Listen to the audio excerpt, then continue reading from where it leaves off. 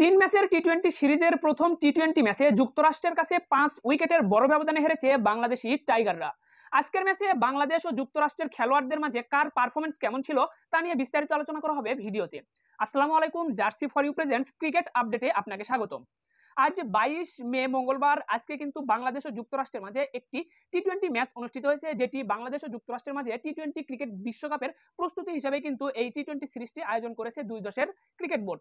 তো যেখানে বাংলাদেশ ও যুক্তরাষ্ট্রের মাঝে প্রথম টি-20 ম্যাচ শুরু হয়েছিল বাংলাদেশ সময় রাত 9টায়, যেখানে টস হেরে প্রথমে কিন্তু ব্যাট করতে এসেছিল বাংলাদেশ।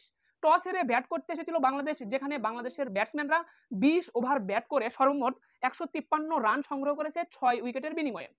তো 154 রানের টার্গেটে ব্যাট করতে নেমে 19 ওভার 3 বলে, আবারও বলছি 19 ওভার 3 বলে 156 রান সংগ্রহ করে 5 উইকেটের বড় ব্যবধানে ম্যাচ জিতে নিয়েছে কিন্তু আপনার যুক্তরাষ্ট্র ক্রিকেট দল, যেখানে 3 বল হাতে থাকতেই 5 উইকেটের ব্যবধানে ম্যাচ জিতেছে যুক্তরাষ্ট্র। তো বর্তমানে বাংলাদেশের টি-20 যে র্যাঙ্কিং, সেখানে বাংলাদেশের অবস্থান 9 নম্বরে, অপরদিকে টি-20 র্যাঙ্কিং এ কিন্তু যুক্তরাষ্ট্রের অবস্থান 19 নম্বরে। তো 19 নম্বরে থাকা একটি দলের সাথে হেরেছে 9 নম্বরে থাকা বাংলাদেশ। তো যাই হোক, টি-20 র্যাঙ্কিং বড় কথা না, একটি দল জিতবে হারবে এটি কিন্তু একটা খেলার নিয়ম, এক দল জিতবে এক দল হারবে। তবে বাংলাদেশ যে অবস্থানে থাকে বা যে বিষয়টা বাংলাদেশ ডিজার্ভ করে, সেখানে বাংলাদেশ ম্যাচটা হারলেও কিন্তু বাংলাদেশকে অবশ্যই ম্যাচটাতে অনেকটাই প্রতিদ্বন্দ্বিতা করতে হতো এবং ব্যাটসম্যানদের মাঝে একটা আগ্রাসী ভাব বা মনোভাব ফুটে ওঠার একটা দরকার ছিল। কেননা যুক্তরাষ্ট্রের বিপক্ষে বাংলাদেশ যখন ম্যাচ খেলবে, তখন যদি বাংলাদেশের ব্যাটসম্যানরা ভয়ে ব্যাট করে, ভয়ে ব্যাট চালায়, তাদের মাঝে যদি কোনো আগ্রাসন খুঁজে না পাওয়া যায়, সেক্ষেত্রে কিন্তু অবশ্যই সে বিষয়টা আপনাকে চিন্তার কারণ হিসেবে দাঁড় করাবে। কেননা দুদিন পরেই টি-20 ক্রিকেট বিশ্বকাপ, যেখানে টি-20 ক্রিকেট বিশ্বকাপের শিরোপা জয়ের যে স্বপ্ন, সেই স্বপ্ন নিয়ে বাংলাদেশ দেশ ছেড়েছে। আর 7-8 দিন পরে কিন্তু টি-20 ক্রিকেট বিশ্বকাপের পর্দা উঠবে। সেখানে গিয়ে যদি আপনি যুক্তরাষ্ট্রের মতো একটি দলের কাছে যদি হারতে হয়, বিশ্ব র্যাঙ্কিং এর 20 নম্বরে থাকে একটি দলের কাছে, সেখানে আপনার টি-20 ক্রিকেট বিশ্বকাপের প্রস্তুতিটা কতটা হয়েছে এটি কিন্তু অবশ্যই প্রশ্নবিদ্ধ হওয়ার মতন একটি জায়গা। যাই হোক, আমি কোনো ক্রিকেট বিশ্লেষক না, অ্যানালাইসিস না, যার কারণে আমি এসব বিষয় নিয়ে খুব একটা আলোচনা করতে যাচ্ছি না। তো আপনাদেরকে বাংলাদেশের পারফরমেন্সটা তুলে ধরার চেষ্টা করবো, আপনারাই বুঝতে পারবেন বাংলাদেশের অবস্থানটা কোথায়, তাহলে কিন্তু আপনারা বুঝতে পারবেন। তো যাই হোক, বাংলাদেশ প্রথম ইনিংসে ব্যাট করেছে, টস হেরে বাংলাদেশকে ব্যাট করার জন্য আমন্ত্রণ জানিয়েছিল কিন্তু যুক্তরাষ্ট্র। তো বাংলাদেশের হয়ে প্রথমে ম্যাচ ওপেন করতে এসেছিল লিটন কুমার দাস ও সৌম্য সরকার, যেখানে লিটন কুমার দাস আজকেও কিন্তু ব্যর্থ হয়েছেন। জিম্বাবুয়ে সিরিজের ব্যর্থতার পর ঘুরে দাঁড়ানোর চেষ্টায় বা ঘুরে দাঁড়ানোর কথা দিয়েছিল লিটন কুমার দাস, তবে আজকেও ব্যর্থ লিটন কুমার দাসের ব্যাট। লিটন কুমার দাস আজকের ম্যাচটি ওপেন করতে এসে 15টি বল ফেস করেছেন। 15টি বল মোকাবেলা করে লিটন কুমার দাস 14 রান সংগ্রহ করেছেন। 14 রান সংগ্রহ করেছেন, যেখানে তার একটি ছক্কা ছিল, একটি 4 ছিল। তো 93.33 স্ট্রাইক রেটে ব্যাট করেছেন আজকের ম্যাচে লিটন কুমার দাস, বাংলাদেশের ওপেনার, যাদের উপর কিন্তু নির্ভর করা হয়, ভরসা করা হচ্ছে টি-20 ক্রিকেট বিশ্বকাপে বাংলাদেশ ভালো কিছু করবে, সেই যারা ম্যাচ ওপেন করতে আসবে তাদের ব্যাটেই কিন্তু রান নেই। লিটন কুমার দাস আবারও তার পরিচয়, ব্যর্থতার পরিচয় দিলেন আজকের ম্যাচে। যুক্তরাষ্ট্রের বিপক্ষে তিনি 15 বলে 14 রান করে আউট হয়েছেন, এলবিডব্লিউ এর শিকার হয়েছেন। যাই হোক, এরপর 2 নম্বরে সৌম্য সরকারের কথা বলতেছি, 13 বলে 20 রান করেছেন। সৌম্য সরকার 3টি 4 হাঁকিয়েছেন আজকের ম্যাচে, 153.85 স্ট্রাইক রেটে ব্যাট করেছেন। সৌম্য সরকারের স্ট্রাইক রেট যতটা ঠিক রয়েছে, তবে সৌম্য সরকারকে এই ইনিংসটা অবশ্যই বড় করতে হতো। 153 স্ট্রাইক রেটে ব্যাট করেছেন, স্বাভাবিকভাবে মেনে নেওয়া চলে। এটি কিন্তু মানে একবারেই খারাপ হয়েছে সেটা আপনি বলতে পারবেন না। 153 স্ট্রাইক রেট কিছুটা হলেও মানানসই, এবং সৌম্য সরকার থেকে অবশ্যই যুক্তরাষ্ট্রের বিপক্ষে স্ট্রাইক রেটটা আরো ভালো আশা করা যেত। সেক্ষেত্রে আবার সৌম্য সরকারের ইনিংসটাও বড় করার ক্ষেত্রেও একটা আশা রাখা যেত।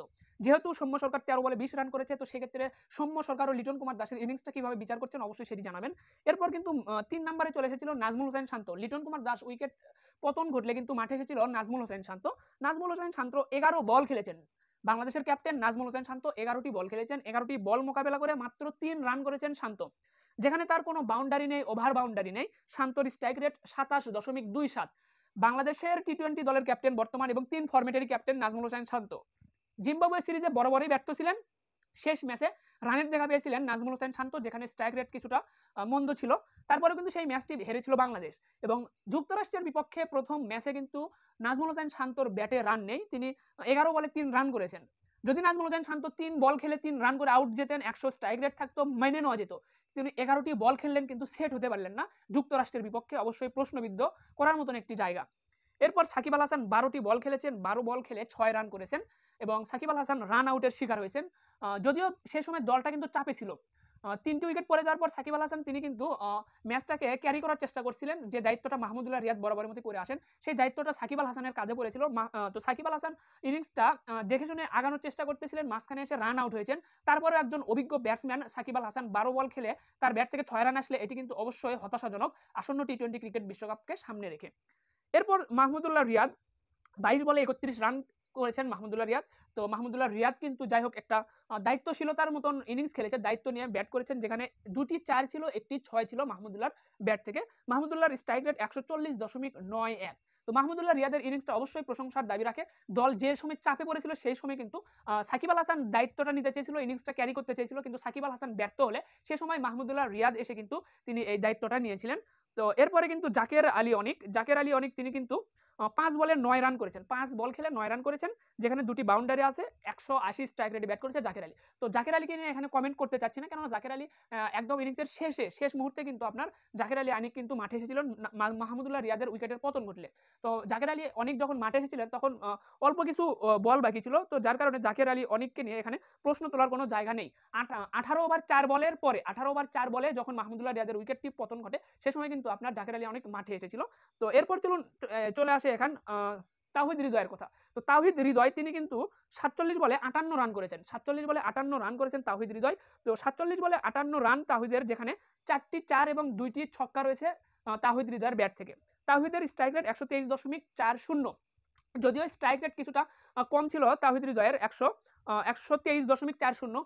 স্ট্রাইক রেটটা অবশ্যই তাওহিদ হৃদয়ের থেকে আরো বেশি আশা করা যেত, কিন্তু দলের যেখানে সকলেই ব্যর্থ, একটি দলের সকলেই যেখানে ব্যর্থ, মাহমুদুল্লাহ রিয়াদ ও তাওহিদ হৃদয় দুজনের ব্যাট থেকে যখন রান আসতেছে, সেখানে আপনি তাওহিদ হৃদয়ের স্ট্রাইক রেট নিয়ে প্রশ্ন তুললে অবশ্যই সেটি কিন্তু ভুল হবে। কেননা দল যে মুহূর্তে চাপে পড়েছিল সেই মুহূর্তে শুরু থেকে কিন্তু তাওহিদ হৃদয় আপনার ইনিংসটা ক্যারি করেছে, যেখানে একমাত্র তাওহিদ হৃদয় 50 রান করেছেন এবং 30 রান করেছেন মাহমুদুল্লাহ রিয়াদ। এছাড়া কিন্তু কোনো ব্যাটসম্যান আপনার 30 রান করতে পারেনি। একমাত্র সৌম্য সরকার তিনি 20 রান করেছেন 13 বলে। তো এই যে বাংলাদেশের 153 রানের একটা ইনিংস 6 উইকেটের বিনিময়ে 20 ওভার ব্যাট করেছে বাংলাদেশ। তবে এই যে আপনার 6টা উইকেট পড়ার পরে 153 রান হলো, এখানে রিশাদ হোসেন, শেখ মাহিদি তারা কিন্তু ব্যাট করার সুযোগ পায়নি।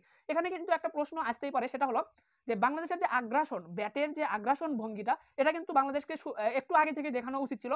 যখন দেখলেন যে 4 উইকেটের বিনিময়ে বাংলাদেশ যখন 14 ওভারে ব্যাট করছে তখন বাংলাদেশের 4 উইকেট, সেক্ষেত্রে অবশ্যই বাংলাদেশকে আগ্রাসীভাবে খেলা শুরু করতে হতো। যেহেতু 6 ওভার হাতে রয়েছে, 6 ওভার এবং সেক্ষেত্রে আরো 6টি উইকেট ছিল, কেননা 14 ওভার যখন ছিল তখনও বাংলাদেশের 4 উইকেট ছিল, কিন্তু তো অবশ্যই সে সময় থেকে যদি আগ্রাসী ভূমিকায় ব্যাট করতে পারতো বাংলাদেশ, সেক্ষেত্রে কিন্তু আরো কিছু রান যোগ হতে পারতো বাংলাদেশের খাতায়।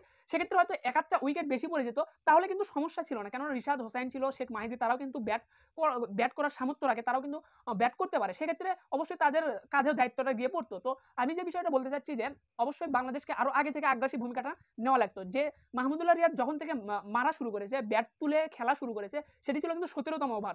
17তম ওভার থেকে কিন্তু আগ্রাসী ভূমিকা দেখা গেছে মাহমুদুল্লাহ রিয়াদের মাঝে। তো এই যে ভূমিকাটা, এটা কিন্তু আরো আগে থেকে নেওয়া দরকার ছিল বলে আমি মনে করছি, কেননা আরো বেশ কিছু ব্যাটসম্যান কিন্তু আমাদের খাতায় ছিল।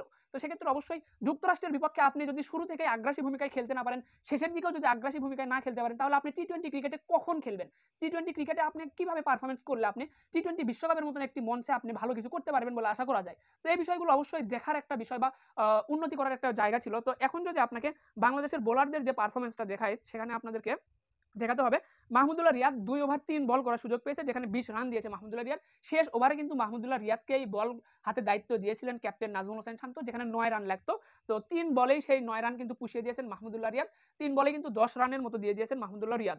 10 রান নয়, এখানে সরি একটু বেশি রান দিয়েছেন। যাই হোক, এরপর শরীফুল ইসলাম 4 ওভার বল করেছেন, 4 ওভারে কিন্তু শরীফুল ইসলাম দিয়েছেন 31 রান, যেখানে একটি উইকেট পেয়েছেন শরীফুল ইসলাম। শেখ মাহিদি 4 ওভারে 27 রান দিয়েছেন, কোনো উইকেট পাননি। সাকিব আল হাসান 3 ওভারে 16 রান দিয়েছেন, কোনো উইকেট পাননি। মোস্তাফিজুর রহমান 4 ওভারে 41 রান দিয়েছেন, পেয়েছেন 2টি উইকেট। রিশাদ হোসেন 2 ওভারে 16 রান দিয়েছেন, পেয়েছেন 1টি উইকেট। তো বাংলাদেশের যে বোলার রয়েছেন, বোলারদের মাঝে একমাত্র সাকিব আল হাসানই কিন্তু বেশ ইকোনমিক্যাল বল করেছে, এরপর শেখ মাহিদি হাসান। মোস্তাফিজুর রহমান 2টা উইকেট পেলেও কিন্তু মোস্তাফিজের ইকোনমিটা 10.25। আপনি যুক্তরাষ্ট্রের মতন একটি দলের বিপক্ষে 10.25 ইকোনমিতে যদি বল করেন, সেক্ষেত্রে তো যুক্তরাষ্ট্র 5 উইকেটের ব্যবধানে জিতবে, এটি কিন্তু স্বাভাবিক, আর এটি কিন্তু আপনাদেরকে মানতে হবে। তো বাংলাদেশ সর্বোপরি যুক্তরাষ্ট্রের বিপক্ষে ম্যাচটি হেরেছে।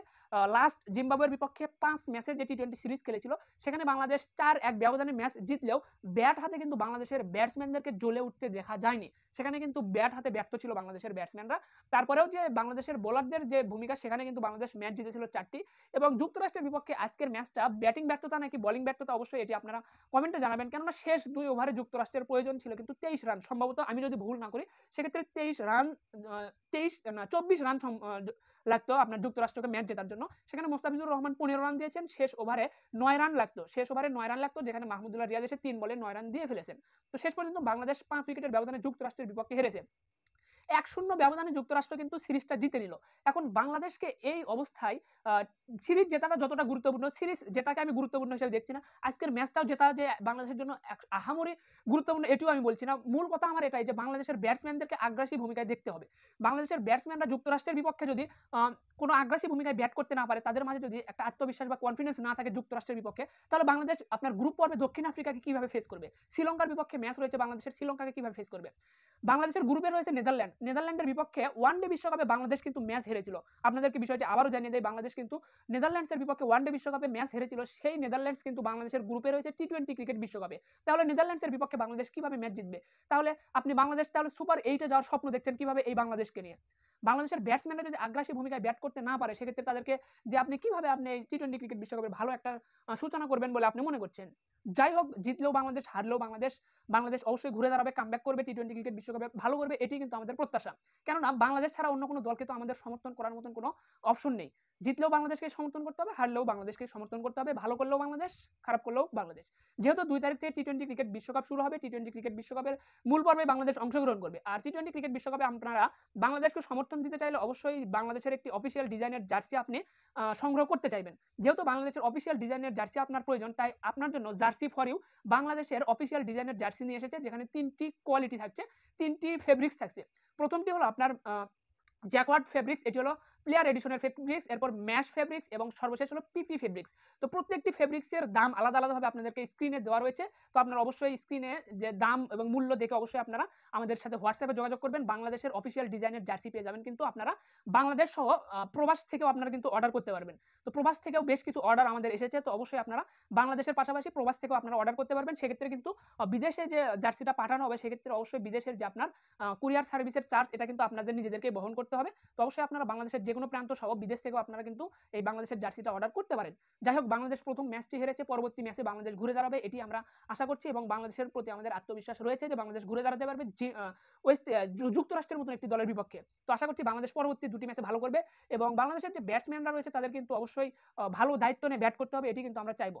সর্বোপরি বাংলাদেশের জন্য শুভকামনা জানিয়ে শেষ করছি। ধন্যবাদ সকলকে, ভালো থাকবেন সবাই। অবশ্যই আপনাদের মূল্যবান মতামতটি কমেন্টে জানাতে ভুলবেন না।